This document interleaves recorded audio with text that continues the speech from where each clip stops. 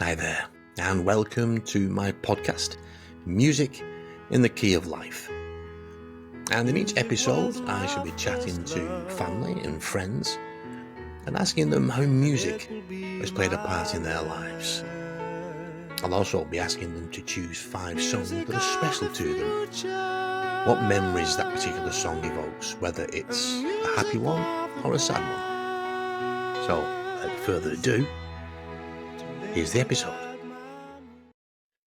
Good evening, sir. How are you? I'm very well, thank you. And you? I'm very well. Nice to see you. It's been a while. Always nice to see you. Right. I'm looking forward to tonight. I'm hoping it'll be, be a good episode, no doubt. It'll be interesting. It will be interesting. So for all the viewers who don't know who you are, if you want to introduce yourself. I'm John Dudley. John, do you have a middle name, John? Henry.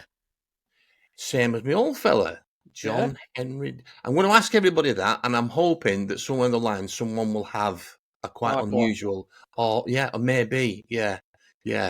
I'm sure Cherners is Susan, but we're not. And when and where were you born? I was born in Bolton Royal Infirmary in 1967 on the 20th of October. And the 1967, did you say? Yeah. 1967. Yeah. And the world's been a better place ever since. So you were born in Bolton Infirmary?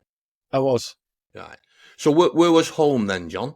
Where did you go to from the infirmary? Home was Little Hulton. I lived in Little Hulton till I was 21. At the same address, John? No, 2 different addresses. Right. My dad had his own business. And he decided to buy a patch of land and build a house. So he built his own house, and then we moved from a little terraced house to a 5-bedroom detached with quarter of an acre. Wow. And I don't know whether you've ever been to Little Hulton or not, but that's a very unusual house. It certainly is. Yeah, that would stand out most definitely. And what was your parents' names? Betty and Harry. So starting off from kind of toddling age up to say 11, just before you started high school. So in them years. So what was your mum and dad's occupations? My dad had his own business repairing trucks, and he had a transport business. My mum, unfortunately, was very poorly. Right. She had multiple sclerosis. All right. So she was like wheelchair bound and housebound, and so that wasn't a very pleasant experience. No. And sort of had a mum, but didn't really have a mum, if you know what I mean, when you look back on it. So was that from when you were really young? I don't ever remember her walking. Wow.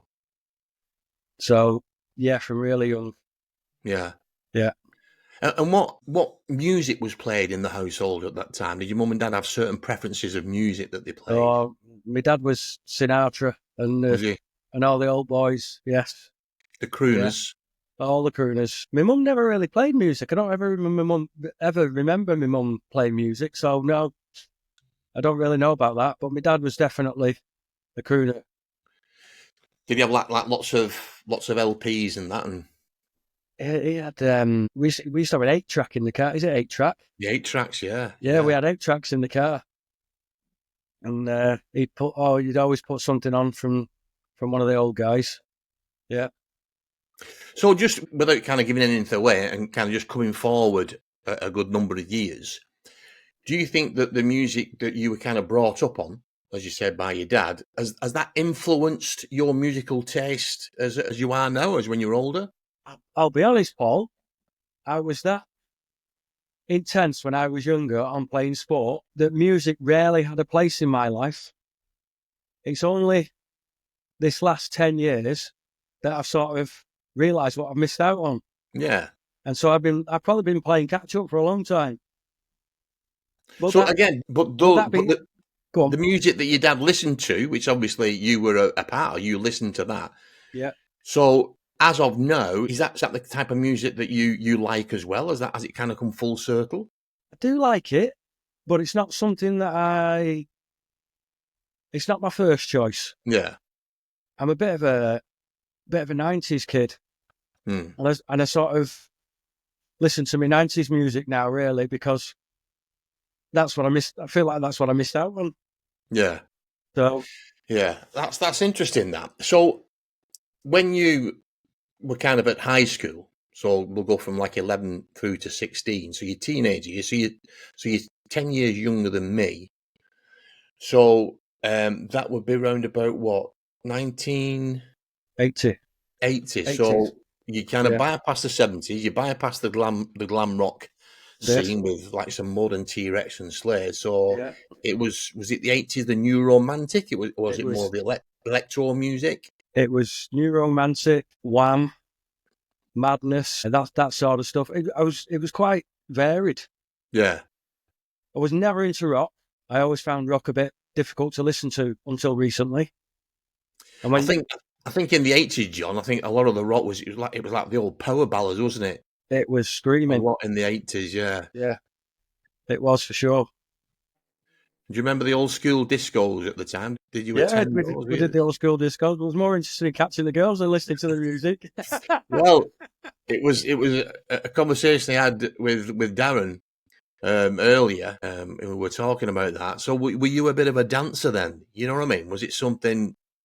Because the girls would be dancing around their handbags, wouldn't they? The girls were dancing around their handbags, and the boys would walk around in circles watching the girls dance around their handbags. So no moves were thrown then. No, not really. No. Right. Let's come to your first choice and what memory that evokes for you, John. So what's your first one?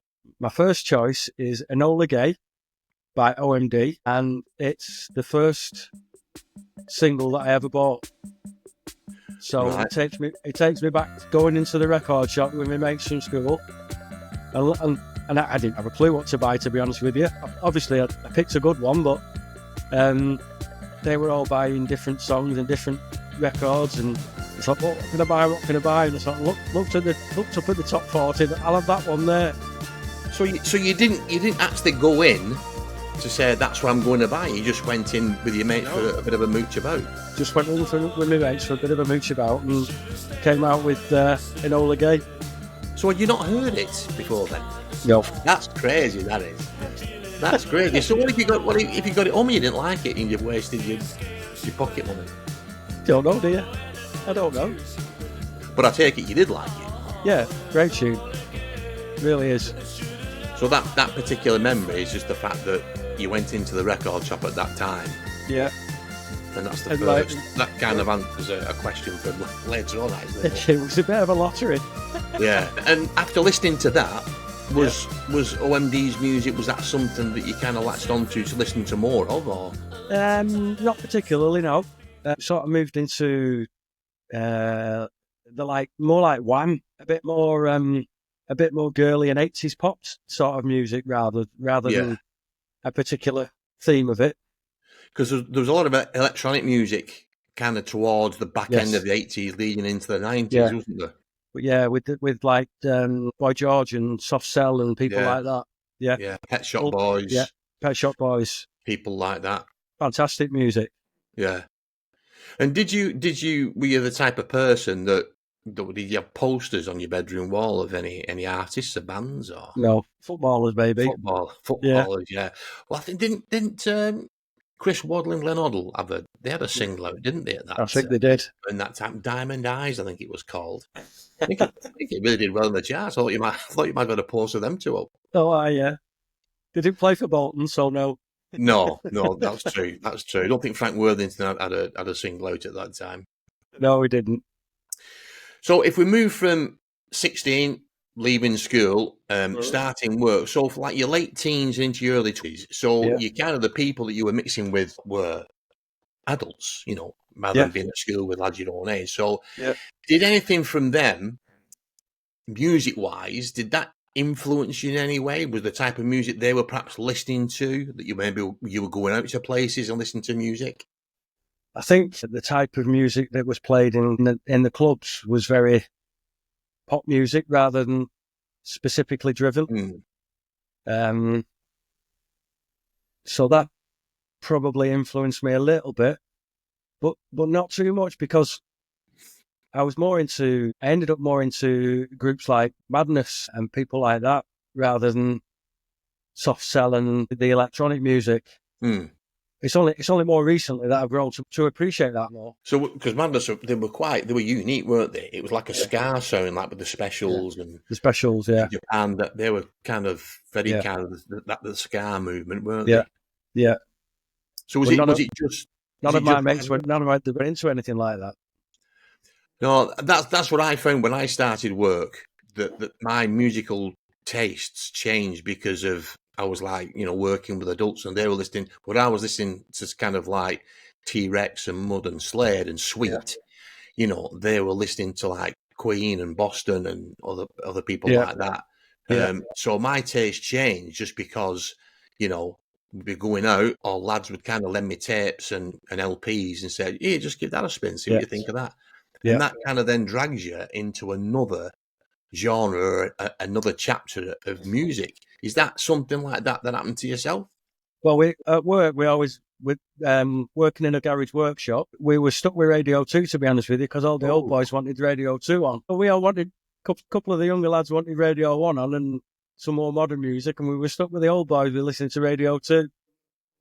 So how did you get to listen to the type of music that you wanted to? I mean, was there like clubs that you would go to locally? And it was only Ritzy and Bolton and the odd trip into Manchester, Placemates 7 and places like that. But never really influenced at all. It was like football mad. Football mad. Didn't go out very often, to be honest with you, because it was that focused on football. Yeah. So when you did go out to these places, I mean, I would imagine it was just kind of like just your generalised pop music that was being played. Yeah.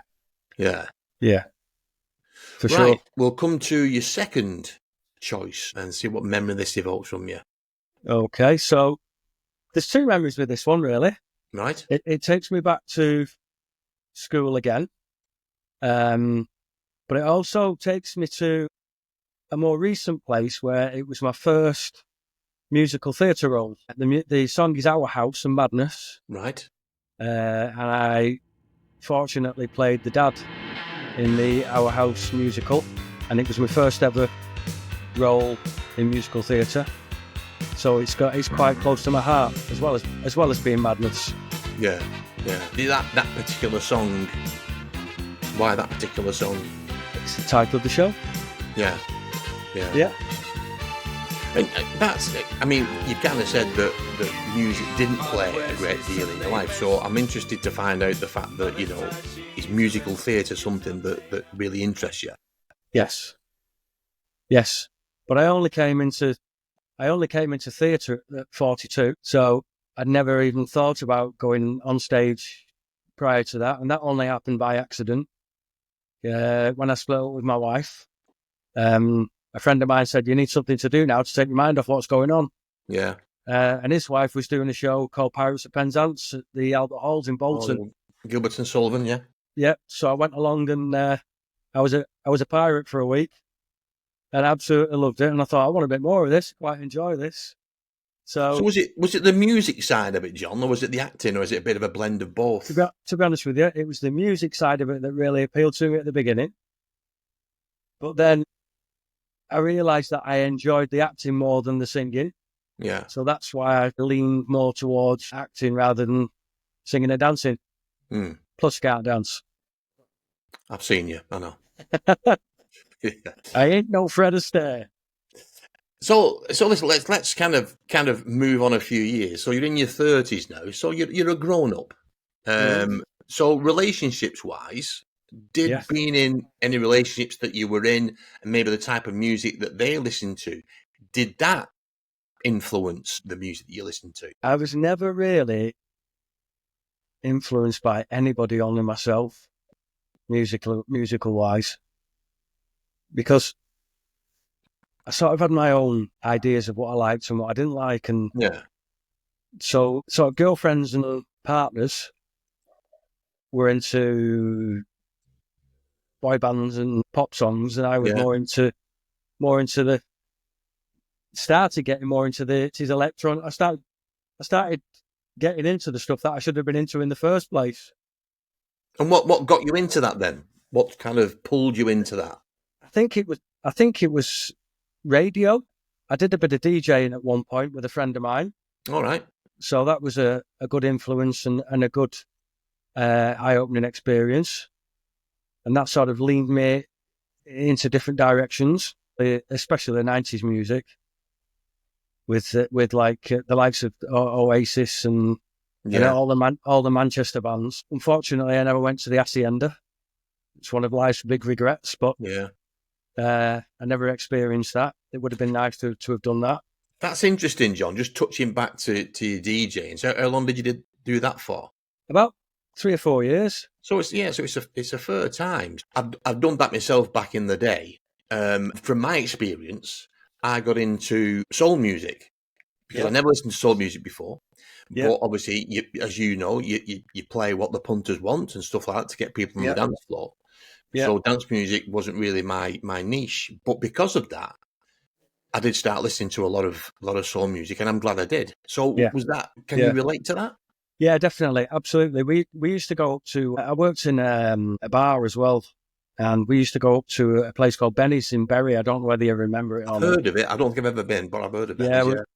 Well, we used to go there because you could go there, and then after the nightclub, it would turn in. You could go for breakfast afterwards in the same place. So sounds ideal. You'd have a good night out there, and then you go get your breakfast. But that was all soul music, and it had a very black theme to it. Good rhythm and good dance. It was nice. Nice place to go to. Was that something that you would listen to at home? You know what I mean? Of a weekend or something like that. Would you put that type of music on, or would you put other styles of music on? Yeah, both. Any. Yeah. Anything from any genre, really. To be quite honest with you, not stuck in any particular theme. Yeah, I was going to say, so is that because of the fact that you did those 3 or 4 years as a DJ, that kind of opened up kind of a new catalogue of music for you? Yeah, I would say so. Yeah. Do you think as well, becoming a father changed the type of music you were listening to or not? Probably not, no. Yeah, the reason I asked that is it kind of did with me a little bit, and a couple of the people I've spoken to, for whatever reason, you kind of, as you probably know yourself, it's kind of like the day that you become a dad, it's like you totally change. Yeah. You totally change. So yeah, it's sometimes it does happen that I think it same with any changes to your life, whether it's relationships, whether it's children, or whatever it might be. Yeah. I just find that you may start listening to different types of music because of that change that's happened. Yeah. Possibly, but I don't think I noticed it. Yeah. If it did, I didn't notice it. My only real noticeable change in music has been in the last 10 years, where I've really opened up to different genres and looked back on where I've come from musically and thought, wow, I didn't realise I'd missed that. And oh God, they weren't quite as good as I thought they were, or they're brilliant, aren't they? And you sort of think to yourself, wow, that's fantastic, that song. I didn't realise it at the time. Yeah. I wonder why that was. Is it because, like you said, because you obviously concentrated on sport and football, that you just didn't kind of give it too much of a listen? I think it was sport, football. Family came along. Work was very full on. So I never really sat down. I never sat down and listened to music at home, Paul. I was in, grip my tea and out again. Yeah. Never ever sat still. So you know when, again, I'm just going to go back a little bit to kind of late teens and with mates and stuff like that. So was there any time that you kind of went to a mate's house and just kind of sat chewing the fat with music on? No. You didn't do that? Never. You were just out, call for your mates, and you were out again. Out, then in for food and back out. Right. My dad used to say to me, "You're burning the candle at both ends, you lad." It's a big candle. It's a big candle. It's still burning. It's still burning. It's still burning. Yeah. Right. What are we up to? We're up to your third choice. Third one. And what memory does this evoke for you? Oh, this is "I Get Knocked Down" by Chumbawamba. Now, it's probably a bit of a strange song. It's not musically, it's not my favourite, but it has got memories of a bit of a bad time in my life with parents and work and things not going quite right, and it all seems to happen all at once. It generally doesn't. They never come in ones, do they? They come in threes and fours, don't they? So, and this song just happened to be in and around about that time, and I thought that's quite poignant, that, because I need that at the moment. So that's where that song came from. I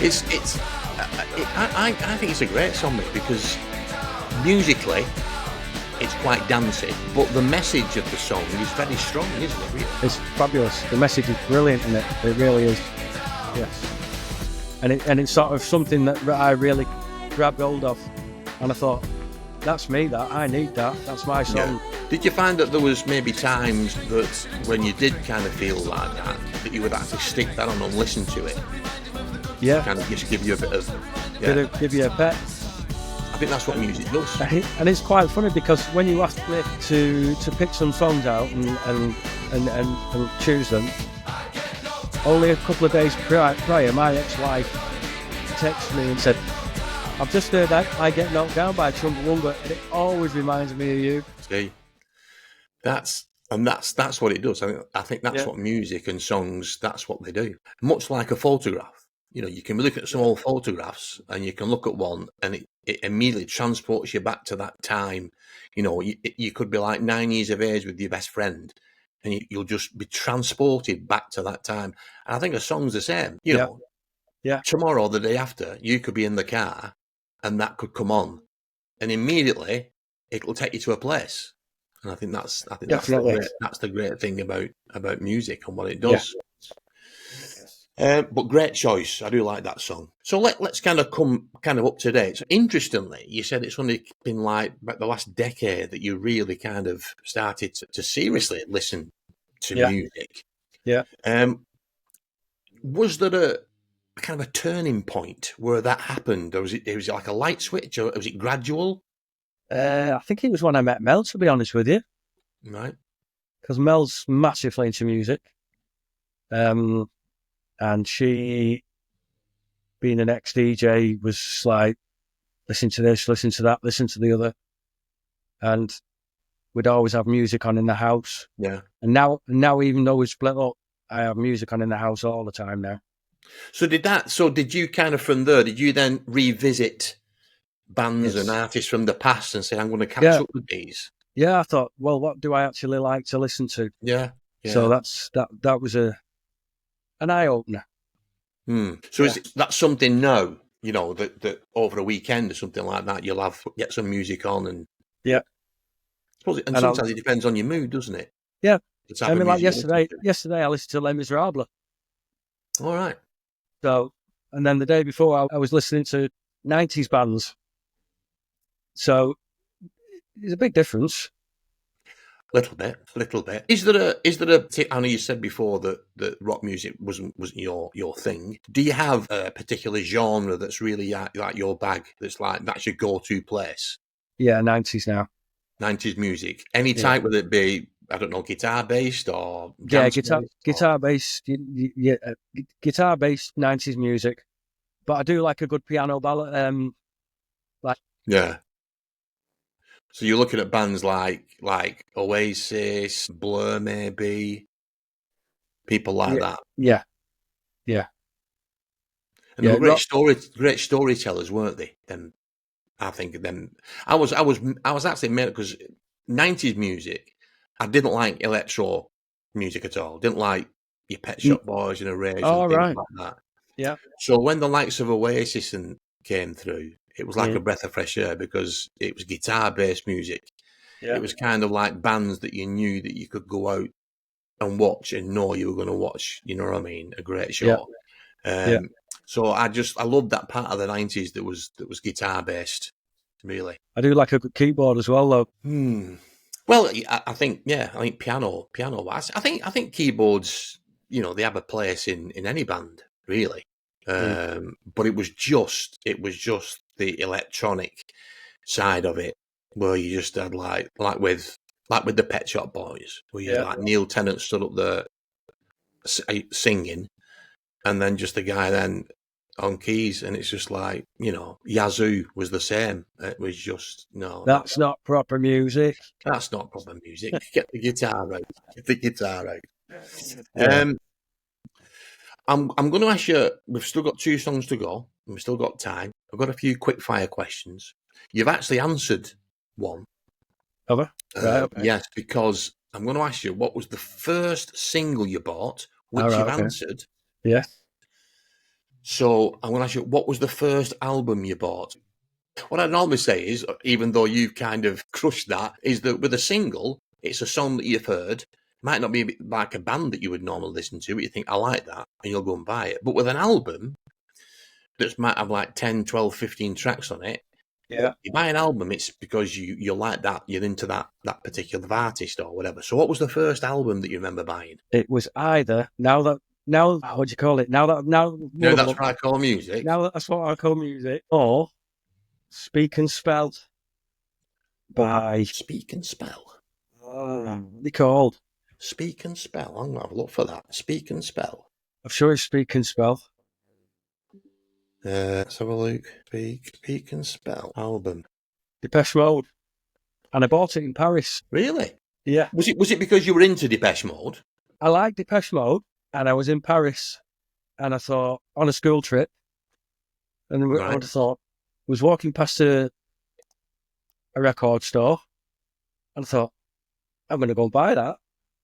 It was a bit of an impulse buy. I was just going to say, very impulsive, that. Yeah, it was very impulsive. Yeah. So I bought it, and it Depeche Mode, Speak and Spell, and it's in French. It was dubbed in French. Yes. Right. Okay. I really don't know what to say about that. So when you got, so really, unless you were fluent in French, which I guess you weren't. No. But the music that you love the music. I think it was French on one side and English on the other, if I remember right. Wow. Did you buy that because you liked them, that you'd heard tracks from them and thought, right, I'm going to... Yeah. Why didn't you wait till you got back in England? Don't know. You were carrying that LP about with you on your trip. Up the Eiffel Tower. The Eiffel Tower. And just interestingly, was Depeche Mode something from that album, from Speak and Spell? Were they like a band then that you were into and you bought anything else by them? Or was that just a bit of a one-off? It was a one-off. Was it? Yeah. Yeah. Did it have like, I just can't get enough on it and stuff like that? Yeah. It was just like, dip your toe in the water and have a taste of it. And that was enough. Would you listen to it now, John? Is it something that you would... God. Yeah. You would still... That's interesting, that. Was the French side or the English side? The English side. The English side. I thought you might learn French just to make sure they were singing the right word. First concert, gig, we'll use gig. First gig you went to and the last gig you went to. I could probably tell you all the gigs I've been to on one hand. It doesn't matter. What was the first one? First one was Grandmaster Flash Really? at the Apollo in Manchester. Now let's chat about that. So why? Because I got dragged along with a mate of mine who had a spare ticket. I see. It was shocking. Was it? Oh, it's terrible. Yeah. Grandmaster Flash. Wow. Yeah, with no Melly Mel, just Grandmaster Flash. Wow, interesting. And what about the last one then? The last one I went to a Rewind festival a couple of years ago. Festivals? Are we accepting festivals? I'll accept a festival. I'll accept a festival. I went to Rewind Festival a few years ago. And who was involved in that? Adamant, Nick Kershaw, all the 80s type bands. Really enjoyed it. Definitely better than Grandmaster Flash. Yeah. Yes. Yeah. Yeah. They're quite good, them festivals. I think they have them in Lytham a lot, don't they? They have them in Lytham, yeah. Like, yeah. This was at Cape Thorne Hall in Cheshire. And who know present artists, if they were on tour, money no object, who would you go and see? If you heard of it, that's what I'm saying. Who would you love to see live in concert? Now? No. From today's artists? So it's not like, I don't know, Queen with Freddie Mercury, because they're not with Freddie anymore. Or, you know, Elvis, you couldn't see Elvis, or Michael Jackson. So it's people who are still around now. Dragon Ball Man. Good choice. Yeah. Good choice. Yeah, I like And people that you can relate to, yeah, and you can relate to him as like a normal guy who's singing a few songs and he's done all right for himself. I agree. Great voice as well, Yeah, hasn't he? yeah, I don't good know what he's talent. like live. I would imagine he'd sound incredible live because Yeah, he's just got such a good voice. yeah, I think there's quite a few that Jelly Roll as well. There's quite a few of that yeah, particular type of singer. Just ordinary blokes like yeah. tattoos, not particularly like good looking, but the voices and the songs are incredible. Lewis Good choice. Capaldi's a bit like that as well, isn't he? Who's that? Lewis Capaldi. Yeah, yeah, Yeah, absolutely. Yeah, I like him as great, well. Yeah. great voice. Good, yeah, good. I like your choice there. Right, we'll just kind of interrupt that for a minute because I've still got a few more to ask you. So, what's your fourth choice of song Uh, and the memory behind it? my fourth choice is a bit of a strange one, really, because considering that we've been separated for. I'm looking at your list and it is. So come on. So this was my wedding song with my ex-wife, Right. and it's "I Will Always Love You" by Whitney Houston, and it's true actually because we still love each other, but Yeah. not in a way that would carry on a relationship, but because Yeah. the parents of our children, and it's a really good song, and it's a song that brings back good memories and nice memories. So before it, There's no need to before it was hide it in like, a cupboard. yeah. So before it was like your wedding song. Obviously, you must have listened to it before that. Was that like your song? Yeah, I think it came from The Bodyguard, didn't it? You did, yeah. So I Yeah. think we went to watch The Bodyguard. Well, was that afterwards? Was it before or afterwards? Around about the same time, anyway. Yeah. I think the soundtrack came out at the same time, didn't it? Yeah, yeah. Written by Dolly Parton, of course. I don't know that. Right. Yeah, Dolly Parton wrote it, and she had a hit with it. But Whitney's version is just takes it to another level. Off the scale. Yeah. Yeah. Yeah. So is that like I've asked the others? So if that song comes on the radio, does that instantly just transport you back to like a happy time? And Yeah, it just makes you smile, doesn't it? yeah, Yeah. yeah, Yeah, excellent. sure. And a great song as well, and sadly missed. Great Yeah. song, great song. Oh, what a talent. What's your, or do you have a music guilty pleasure? For example, if I was to say to you that my guilty pleasure was the Nolans, it's not, by the okay. way. It's not. Okay. I'm just giving you an example. Yeah. Right, which you'd think I would never thought Paul would be listening to the Nolans. So do you have a guilty pleasure that might surprise me? I would say my guilty pleasure would be either Amy Winehouse or Pink. Right, okay. Yeah, two great vocalists. Yes. Is their music that you listen to, John? Yeah. Yeah. Yeah, I think they're both absolutely fabulous. I mean, Amy Winehouse, what a talent wasted that is. It's just Yeah. such a shame. Have you seen the biopic? No? Very good. Yeah. I can't think of the actress who plays her, but she's phenomenal. Very sad. Yeah. Very sad. But a killer voice. Yeah. Absolutely incredible. And Pink. So unusual. Pink as well. Just, Yes. I think as a live performer, Pink does put on a show, doesn't she? Yeah. Yeah. She's an entertainer. Yeah. Yeah, she is. She is. Another question. So I'm not going to say S Club 7 or anything like that there, Paul. Well, Sorry. I was thinking maybe that, or maybe ABBA, maybe an ABBA. I like ABBA. But you wouldn't say that was a guilty pleasure, would you not? No. Because, Pink and Amy Winehouse are quite like, rock song. And you would say ABBA in the day were sensational, weren't they? Well, yeah, they were. Yeah. Super Trooper. I bought Super Trooper. Did you? Yeah, as a single, yes. So I'm coming out here now, aren't I? I'll tell you what as well, just thinking, obviously in these days of streaming and things like that with Spotify and Apple and Amazon, do you still buy albums? No. A lot of people don't, do they? I mean, back in the day, albums were just a collector's item, weren't they? Some of the artwork on some of the albums back then was absolutely incredible. But got the Police Message in the Bottle and in green vinyl. Must be worth a few bob, that. Yeah. A lot of I've not bought. Everything's streamed now. Although a lot of people do still buy albums just because they're collector's pieces. Here's one for you. So if you were to front, or if you could be in any band, not necessarily front it, you could be playing guitar or keyboards or drums. Oh, yeah, okay. What band would you be in? And why? Oasis. Fancy myself as a bit of a mank rock star. So what you doing? Are you singing? Are you playing an instrument? What you doing? Oh, I'm playing guitar and singing. Yeah, So Bonehead's out the window. he's And gone. Liam's gone. Liam's struggling. Liam's struggling. So yeah, Our kid's all right though. I think Noel will be happy with that because you've got rid of two of the members of the band and just filled it with one. Save him a few quid. Yeah. Yeah, no, yeah, I can't argue with that. I can't argue with that. Right, let's come to your fifth and final choice and the memory behind this one. So, I got tickets. I have to tell our listeners and our viewers, you did message me later on to change this. I did. So why has this made the cut? This has made the cut because I didn't want the last one in, really. Right, okay. It wasn't a nice memory, so I thought, I'm not having that. I'm having a nice memory instead. Okay. All right. So, Space Odyssey. Yeah. David Bowie. I bought tickets. It's a strange memory. I got tickets to watch David Bowie at the MEN, his last concert at the MEN that he did.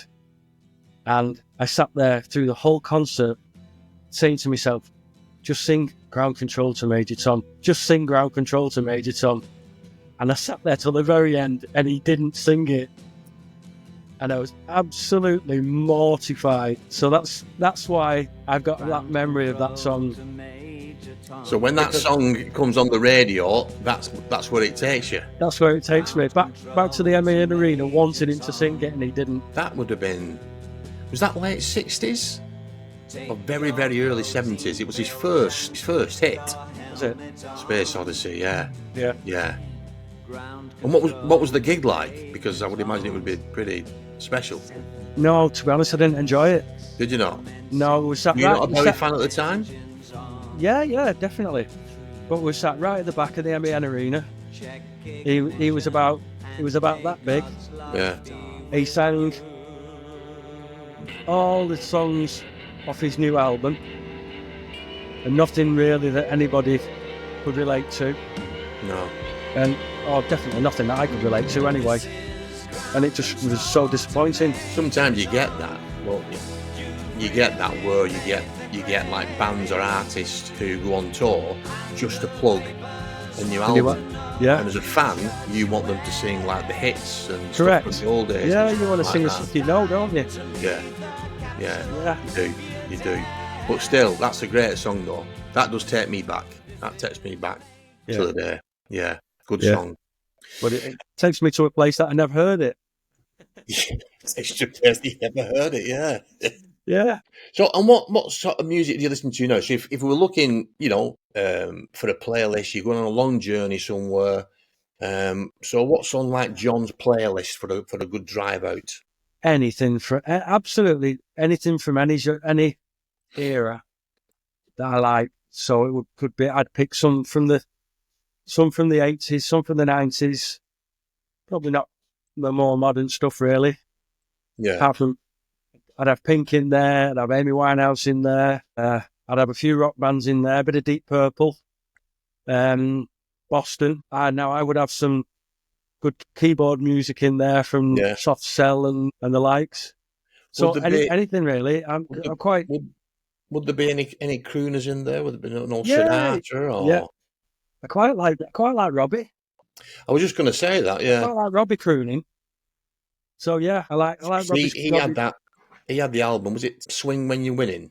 Swing When You're Winning. Yeah. And that's strangely that kind of comes your musical journey, because obviously you'll say is back to your very younger days. Yeah. Where you're in the house and your dad was playing that type of music. Yeah. And you kind of just saying now is that with Robbie Williams and that album, and you would that. still listen to that. Yeah. So I always think that. I always think, even if it's subconsciously being influenced by what you listen to. You've been influenced somewhere along the line. Yeah. Yeah. And rock music. I mean, you've said Deep Purple and Boston. And Boston, I love Boston. And Boston's quite a melodic West Coast band. But Deep Purple are a proper rock band. Yeah, but I couldn't name you the songs, but certain tracks are very listenable. Yeah. Others are a bit screamy, but certain tracks are very listenable. Yeah. Yeah, there's some that's heavier than others, aren't there? Yeah. It's the more glam rock side to it rather than the heavy rock side to it, I would say. It's like a melodic, isn't it? Like Yeah. a melodic rock, like Boston and Styx and Chicago. Boston more than a feeling. Yeah. Yes, that's a great song. That's Yeah. a great song. John, that 45 minutes has flown by, mate. Thank you so much for coming on. Really You're very enjoyed welcome. chatting to you. Good. And Me too. listening to your musical journey, and you enjoyed it? Yeah, very much so, yeah. When we first started and you said you didn't really listen to music for a long time, I'm thinking this could be the shortest episode.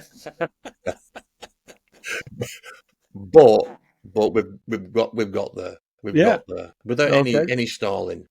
Absolutely. Any stalling. Right, John, cheers, mate. I shall see you very soon, hopefully. You look after yourself and good luck with everything. And you, cheers, pal. Right. See you Thanks, soon. Paul. See ya. Bye. Thank you so much for watching or listening, whichever one you might have done, because this podcast is also available on Spotify. And if you've any comments to make about anything in the episode, whether it was the songs that were chosen or anything that we discussed, then please do leave it in the comments below. Oh, and don't forget to like the video and share it on your socials, and please do subscribe to the channel. Not until next week's episode of Music in the Key of Life. Take care. See you soon. Ta-ra.